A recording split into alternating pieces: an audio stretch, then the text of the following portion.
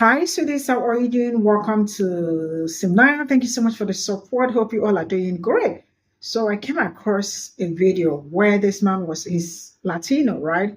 He was talking about American being the melting pot, that it is only black people that are required, black and people of color that are required to melt, right?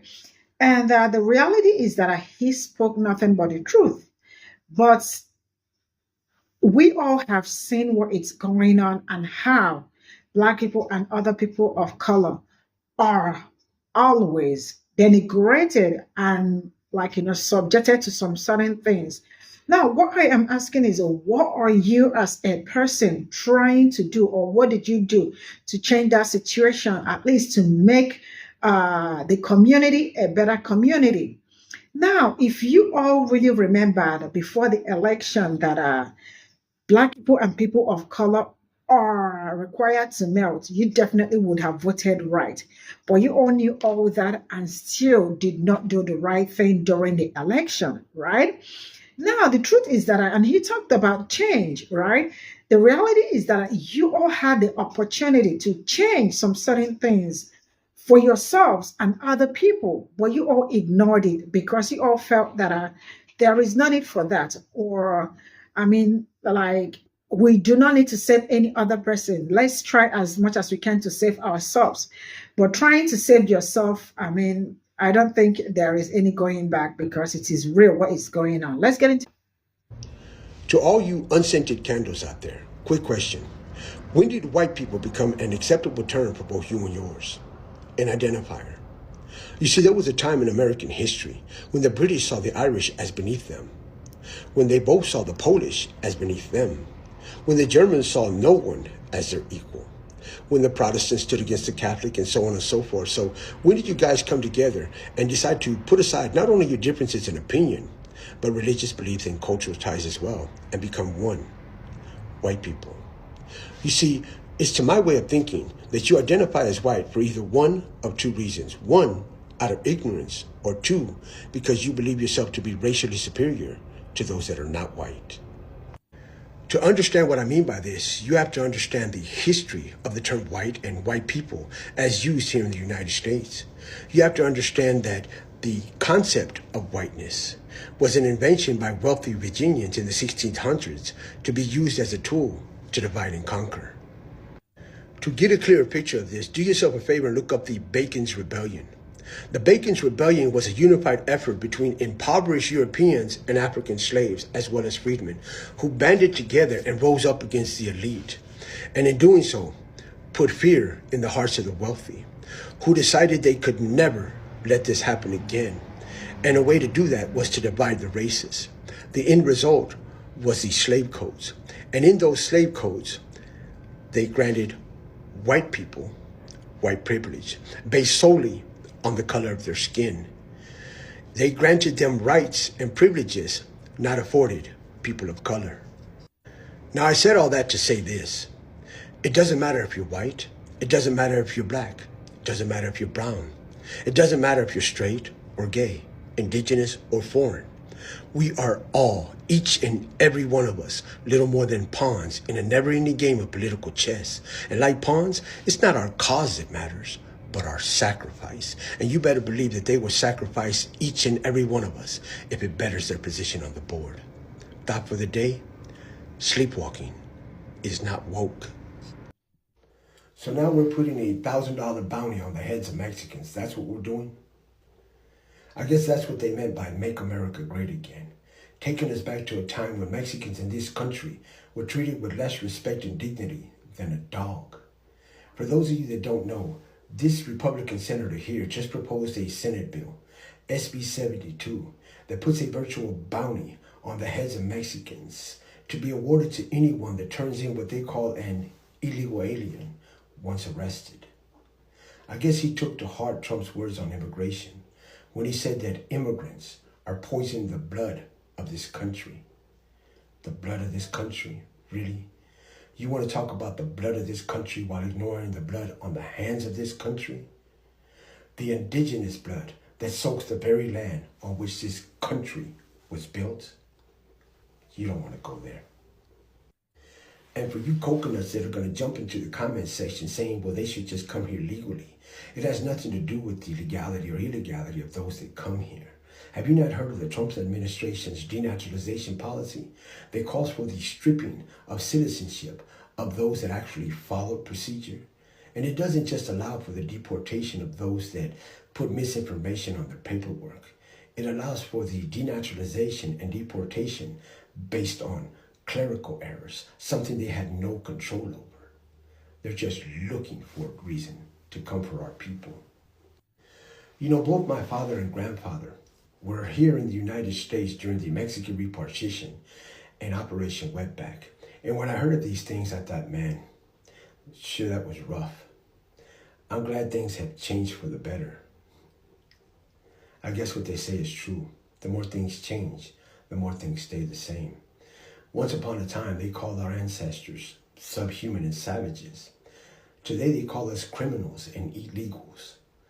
The terminology has changed, but the view from down here hasn't. You ever notice that when it comes to the American melting pot, that people of color are the only ones required to melt? That those that came from across the water first tried to exterminate and eradicate the original caretakers of these lands. And when they couldn't do that, they said, hey, how about you abandon your house and join me in mine? Leave behind your culture, your heritage, your religion, everything that makes you you, and join me in the pursuit of the American dream. So many of our brothers and sisters have answered that call. Now ignore the fact that the house America built is built on a foundation of the blood, sweat, and tears of your people. And be thankful for the opportunity granted you by a foreign people on indigenous lands. And in doing so, remember, this does not mean that you are welcomed at America's table, but feel free to consume the scraps that fall from it. We have been made to feel inferior by a people that consider themselves superior. They have created a house of illusion at the expense of your reality. My message to you is this: no longer accept the scraps that fall from the lips of subjugation. Grab a plate, pull up a chair, and take your rightful place at the table. MAGA, you do realize that there is no way to make liberals suffer under Trump without you suffering alongside us. That's why we're not as angry as you want us to be. The legislation that he puts in doesn't impact us any more than it impacts you.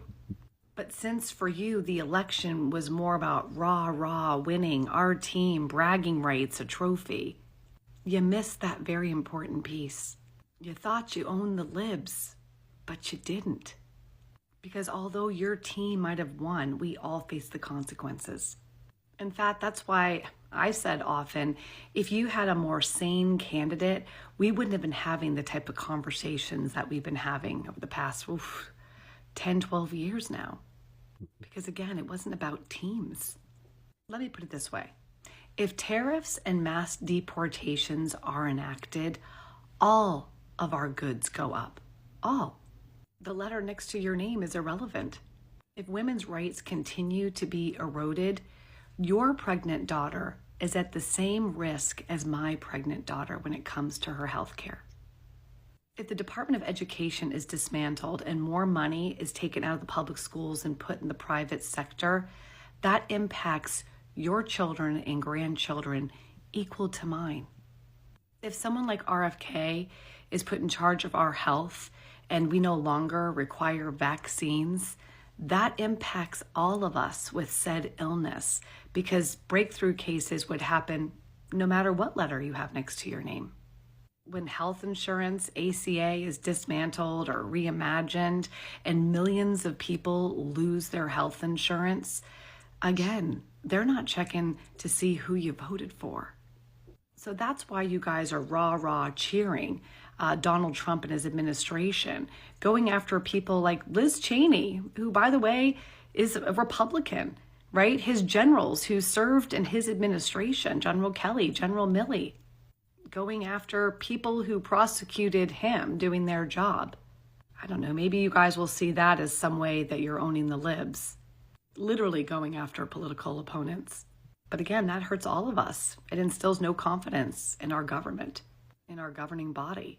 It harms our institution. It instills fear in our legislators. Do what you're told or else. That's a danger to all of us. I mean, banning this very platform that some of you seem giddy about shuts down your free speech as much as mine. We all share it and use it. Cuts to Social Security, Medicaid. That impacts every single one of us. Weakening NATO, all of it. I mean, you don't even own us when Donald Trump fires 15,000 trans men and women from the military. You hurt the military by weakening its numbers. You hurt families. So I want you to ask yourself this. Why did you so desperately want to harm fellow Americans, own us, make us cry with your vote for Donald Trump? Because our vote was never about a trophy or bragging rights. It was about protecting all of us, and that always included you.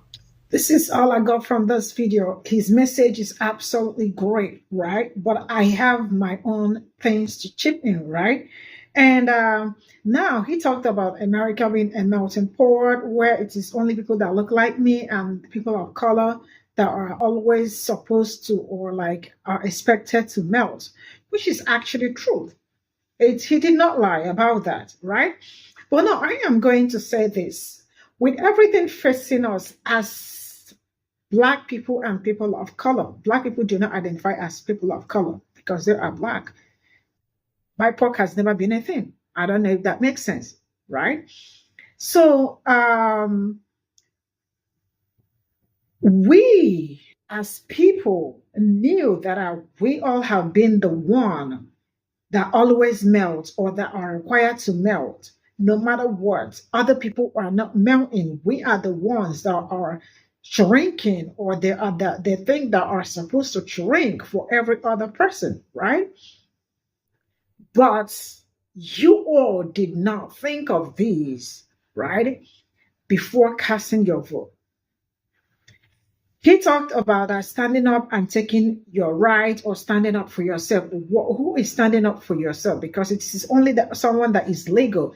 Even the ones that are legal are not even like, I don't know how to say it, or not even sure of themselves, because now that you all are already scared and nobody will come out tomorrow to do public speaking because he feels that if I come out to speak up, I definitely might be on my way back to my hometown or to, right? Why I am saying this is because you all knew everything going on in that country. You all understand better for those that really do understand, but you all ignored all that, right? Now, if you all did not ignore all that, I probably will have something to talk about or probably will be standing like firmly for you people. But I cannot stand firmly for you people because you all messed the whole thing up. You all messed my own community up, right? With your vote and some other people's vote too. Now, the reality is that you all had the opportunity to change things up, to lighten things up, to make things maybe probably look a little bit better or somehow, something like that. But you all ignored all that. You all ignored all that. And then the election came and finished. And everybody is running up and down, looking for how to make life easier or how to make things work, right? Things don't work that way. Before you start a farm, you definitely will prepare on how you are going to farm. Like, assume that you are going to the farm to plant, right? You definitely might have got the farm tilled, watered, and ready to plant.